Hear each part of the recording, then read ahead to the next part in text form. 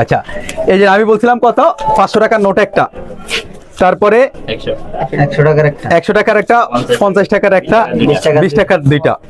সৎপথের আপনার ইনকামের টাকা যদি আগুনে কিংবা সাগরও যদি ডুবে যায়, সেখান থেকে বাসান দিব। কেন এই কথা বলছি দেখেন, আজকে আমি গিয়েছিলাম যে দুপুর 3টার দিকে আমাদের ভোলা জেলার তজুমুদ্দিন উপজেলা, সেখানে গিয়েছি ভোলা বরিশাল সেতুর দাবিতে। অনেকে বলছেন যে ভাই আপনি একটু আসেন, আসলে ভালো হবে।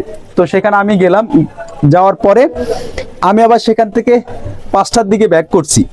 তো আমি যখন দক্ষিণ খাসিরহাট পর্যন্ত যাই, সেখানে আসার পরে পিছনে তাকাই দেখি আমার আর মানি ব্যাগটা নাই। এই মানি ব্যাগটা হট করে পড়ে গেছে। পরে কি হয়েছে একটু বলো। ভাইয়া দেখছিল, তারপরে আমি ব্যাগে বলেন। আমি দেখছিলাম কি মানি ব্যাগটা পড়ে রয়েছে সালমান খানকার বাড়ির সামনে। তো কোন জায়গায় এই কনকার বাড়ি? এই যে মাদ্দার বাড়ির সামনে। তো পরে থাকার কারণে আমি ওরে বলছি যে মানি ব্যাগটা নেই।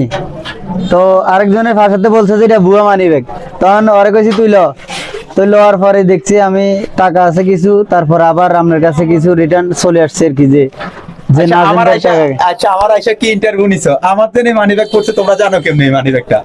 আমি আপনাকে দেখছিলাম বাজারে, মানে দেখছো ওই দিক থেকে আসতেছেন আর কি। তারপরে শুধু দেখছিলাম যে আপনার পকেটে থাকে তুমি এসে আমার কাছে কি আপনার কয় টাকা ছিল? ভাই আপনার কি কিছু হারানো গেছে? আচ্ছা, তারপর আপনি বলছিলেন যে আপনার মানে হারানো গেছে। তো আমি বলছিলাম যে কোনো টাকা ছিল নাকি অন্য কিছু ছিল, আপনি টাকার কথা বলছিলেন আর কি। দেখেন, এটাতে তেমন একটা টাকা ছিল না। আর আমি বলি, এই মানি ব্যাগটা হচ্ছে এমন একটা মানি ব্যাগ, এই মানি ব্যাগটা আমি রাখি যে কোনো অনেকবার পড়ে গেছে এই নিয়ে। তো আমাকে জিজ্ঞেস করে যে আপনার টাকা হারাইছে, টাকা ছিল সেই মানি ব্যাগে? তো আমি বললাম যে সেখানে 500 টাকার একটা নোট ছিল, 100 টাকার একটা, 50 টাকার একটা, 20 টাকার দুইটা। ঠিক আছে, পরে ঠিক আছে, কারেক্ট, এটা আপনার।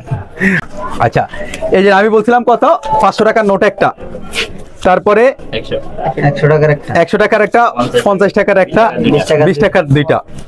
বাহ, এখন ধরো এগুলা তোমাদের, তোমরা লই যাও। না ভাইয়া, না না না, নিয়ে যাও, তোমরা পাইছো, এগুলা তো আমার পড়ে গেছে। এখন কি খাইবা বলো? খুশি মানে আপনি যা খাবেন তাই। আসো, তোমরা যা খাইবা।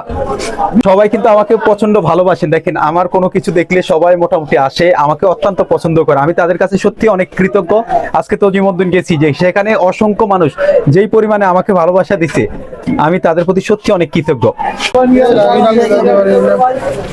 পেঁয়াজ টিয়াজ লই, হ্যাঁ, আসো আসো, তোমরা সবাই আসো।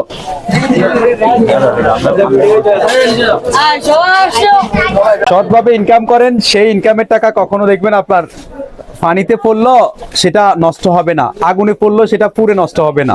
তার জ্বলন্ত প্রমাণ